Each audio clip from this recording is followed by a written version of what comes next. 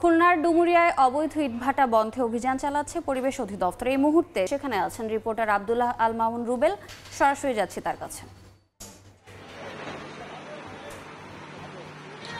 পরিবেশ অধিদপ্তরের ছাড়পত্র ছাড়াই খুলনা অঞ্চলে যে সমস্ত ইটভাটা গড়ে উঠেছিল অবৈধভাবে, সেসব ইটভাটার বিরুদ্ধে কিন্তু অভিযান পরিচালনা করছে পরিবেশ অধিদপ্তর।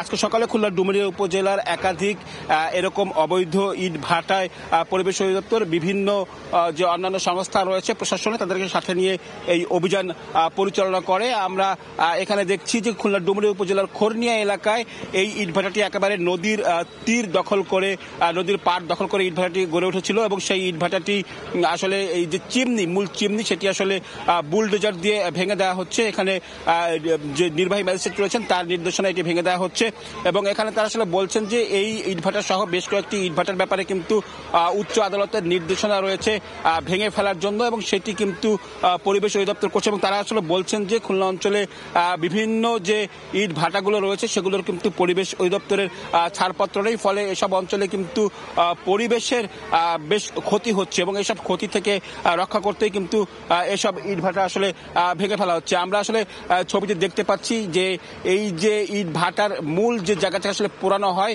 তার পাশে যে চিমনি এবং চিমনির পাশে যে জায়গাটি আসলে পোড়ানো হয় যে ওয়াল, সেটি আসলে ভেঙে ফেলা হচ্ছে এবং এখানকার যারা আসলে কর্মকর্তা রয়েছেন তারা আসলে বলছেন যে পর্যায়ক্রমে খুলনা অঞ্চলে যতগুলো আসলে অবৈধ ইট ভাটা রয়েছে সবগুলোতে আসলে অভিযান পরিচালনা করা হবে এবং যাদের কোনো ছাড়পত্র নেই পরিবেশে সেসব ভেঙে ফেলা হবে। আমরা এর আগে দেখেছি অন্য একটি ইটভাটায় গিয়েছিল এবং সেখানেও কিন্তু তারা সতর্ক করে এসেছে যে তাৎক্ষণিকভাবে এটি বন্ধ করে দেওয়া হয়েছে, এর পাশাপাশি জরিমানাও আদায় করা হয়েছে এবং পর্যায়ক্রমে এগুলো সব বন্ধ করা হবে বলে তারা আসলে জানাচ্ছেন।